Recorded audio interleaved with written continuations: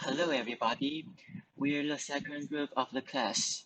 We're talking about the public health informatics and our members on the first page of PPT, 林佑顺, Peng Zifang, Wu Yangting. And now look at the structures. You can see we separated into several parts.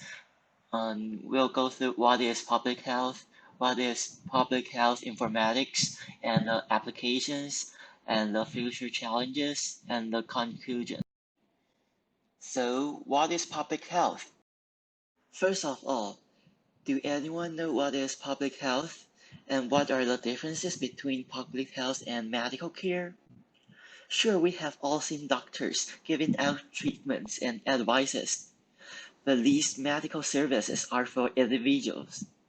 Every patient receives differently according to their symptoms and disease. However, agencies or public health give out policy-level instructions and orders, which will affect the whole community. But how to practice public health? What is the shape of it? Well, public health can be roughly defined in terms of the three core functions: assessment, policy development, and assurance. In the assessment step, public health agencies collect information such as health status and traveling route of patients. Sometimes they relate status to factors and develop hypotheses. Second, data of the assessment activities are used to develop policies, which will then be the legal source of the public health services, which in the assurance step is what public health agencies are responsible for ensuring. So take a look on 10 essential services public health should provide. Here we can see monitor health status, diagnose health problems. But as we mentioned before, it should relate it to the community or the primary concern of public health. Hence, public health agencies should also inform and educate the community about health issues, even develop and implement policies if needed. And now, what is public health informatics? In this part, we're going to show two short videos to help all of us understanding what is it. Here comes the first video, which is Public Health Informatics Knowledge Architecture. It can help you have a simple frame of what is public health informatics. Public health relies on complex information systems to support the community's well-being. To be effective, these systems must be thoughtfully planned. That's how informaticians can help. Think of informaticians as the knowledge architects of public health, the trained designers and remodelers of information systems. Much like an architect designs structures, an informatician creates blueprints that guide the development of public health information systems and related work processes. They account for function, context, and overall system goals, as well as resolve current issues. Informaticians start their plan with a solid foundation, a thorough understanding of the way users work and their information needs. What kind of data, from what source, for what purpose? Questions like these inform the complete design. Similar to adhering to local building codes, informaticians design systems that integrate best practices in areas such as privacy and security.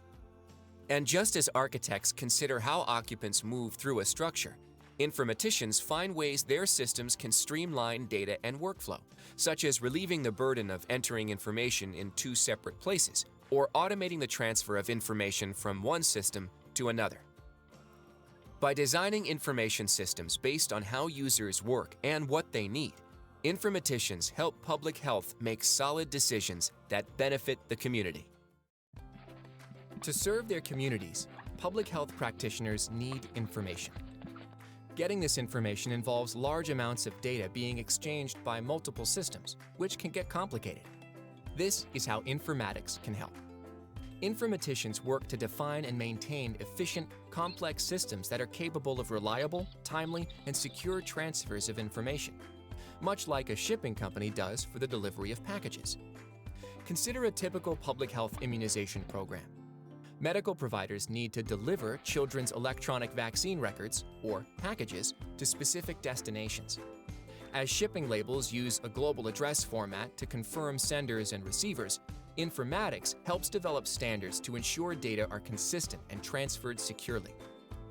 Informatics allows the safe transport of the vaccine details to a data hub, like a shipper's distribution center, where packages are organized for efficient tracking and transport to their final destinations. Thanks to the reliable systems planned by informaticians, the package arrives swiftly and safely at the intended destination, in this case, a state's immunization information system. With access to complete and accurate immunization records, schools can now verify student vaccination, healthcare providers can ensure patients are up to date, and public health can better analyze the community's coverage. Informatics supports efficient and effective systems to promote the population's well-being.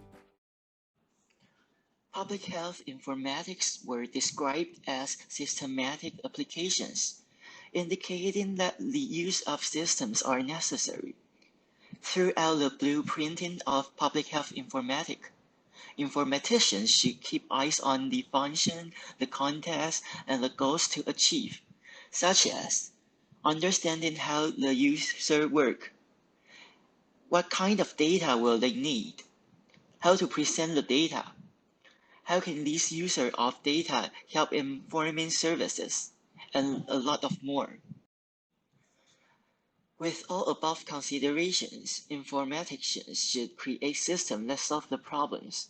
Not only should it be efficient, reliable, and timely, data use should also be de-identified in case agencies retain unnecessary personal identifiers, bring out the suspicions of privacy violations.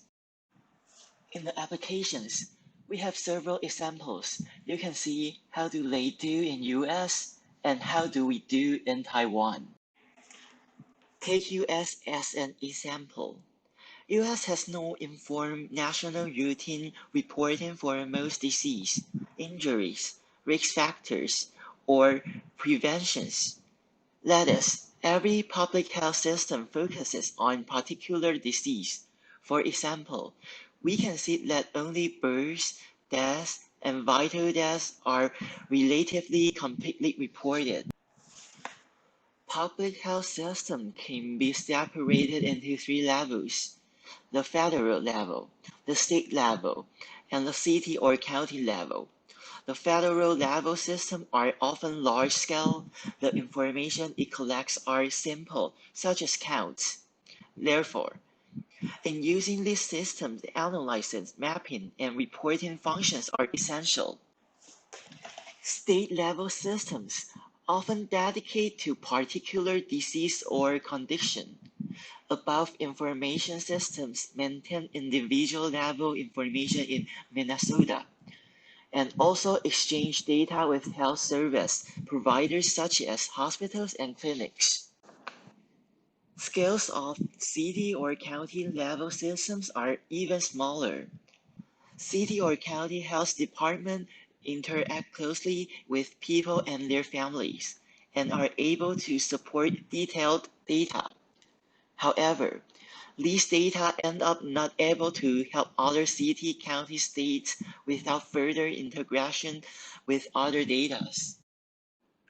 Now, let's get through the case of Diamond Princess in Taiwan.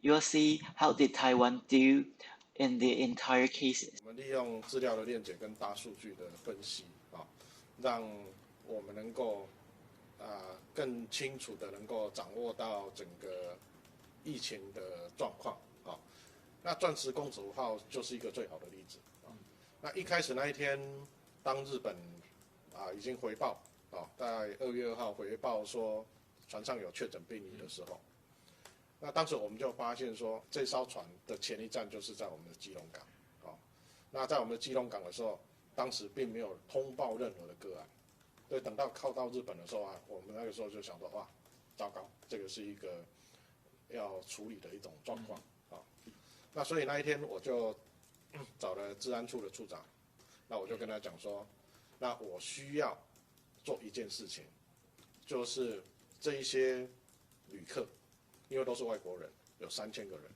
一半的人搭计程车，一半的人搭游览车，这些人到底跑去哪里？那这些人有可能当时已经感染，那也有可能是发病，那后来我们又查了一下他们当时的一些医疗的一些状况，糟糕，真的还有人咳嗽跑去外面的也有。那这些人怎么办呢？你怎么掌握他的行踪呢？那我们就有几个方法啊，一个就游览车司机请基隆市政府，那林右昌市长动作很快，就马上调查去哪些观光点。那另外一群人搭计程车，每一个计程车司机排班的计程车，基隆市政府每一个人都找到，每一个计程车司机都找到，然后这些人全部都是健康追踪，那也把他们停留的地点全部都做了一张地图，所以基隆市政府1天的时间就把这件事情全部完成。好，那我们也怕漏网之鱼啊，这个人到底是跑去哪里啊？所以我们就跟 NCC 我们的治安处还有我们的4大电信业者，我们就把所有这些人当时下船开的手机，他因为都是国外旅客，他的手机的漫游去识别化之后，就每一个人都画一张地图，所以总共有3000多个，就把这些地图全部把它叠起来，那你就会看到有一些特别亮的点叫红点，所以很多的风景区，大概你就可以看到说那个人数都很多。那我们就把这张画成一个电子足迹的地图，那这些就方便我们能够用细胞简讯通知这些可能有潜在风险接触的人，提醒他们注意，说假如你这几天你有到什么地方，假如有什么状况，那你记得要拨打1922的防疫电话。那我们就可以很清楚的把一些你未确定感染源有风险，那用最快速用科技的方式就把这些人全部都掌握。After watching the video, in this case, after knowing about the outbreak of Diamond Princess cruise ship on February 5th, 2020, what did Taiwan do then? First, the CECC designed possible solutions for chasing their route through passengers from the Diamond Princess cruise ship itinerary in Taiwan. Among the 4 solutions, the mobile geopositioning method was the mainstay for identifying passengers' routes by mobile position data for COVID-19 contact investigations and was able to provide more accurate information on the location and time of exposure. At the second stage, the CECC resorted to the mobile position information of passengers. Above the identify the sensors of mobile from the possible contact persons. Citizens who carried their mobile phone and stayed within 500 meters of the marked locations over 5 minutes were classified as people who possibly contacted the passengers of the Diamond Princess cruise ship. Immediately, on February 7, the CECC sent an alert notice using SMS to remind the contact persons of being quarantined at home and self-monitoring COVID-19 compatible symptoms.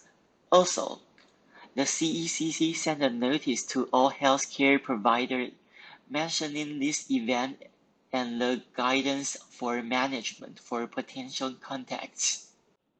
In order to capture those in the contact population who sought medical attention but did not report to public health authorities, the CECC used the National Health Insurance claim data to check the health status of all subjects with potential contact. This is what the CECC has done to trace the passengers' routes.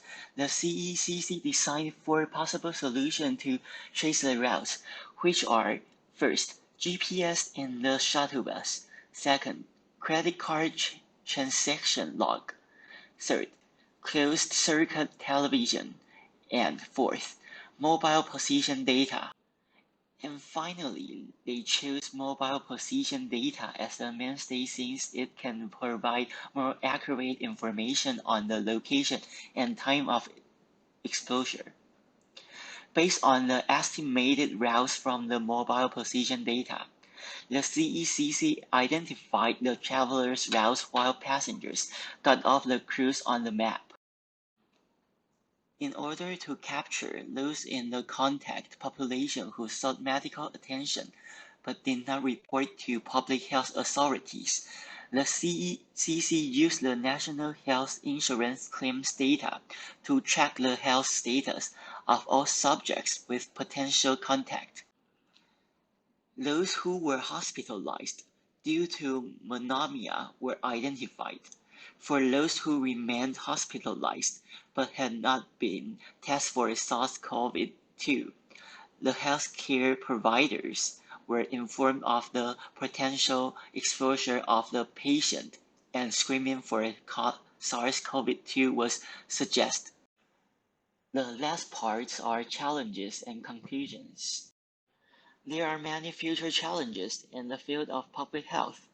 Unlike medical care, ways of organizing public health practice are much more complicated and diverse, requiring organizers to be imaginative. Furthermore, legality and cultural issues which will limit the development of policies. The exact same way of dealing with COVID-19 in Taiwan may not be useful in other countries, as people may refuse to be in quarantine or wear the masks.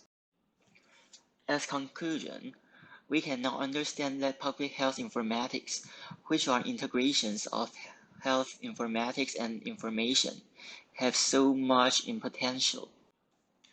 Not only can it support responses to outbreak, but also promote overall health of the community. The COVID-19 pandemic is also a proof that this is the subject, which should be taken seriously by the whole world.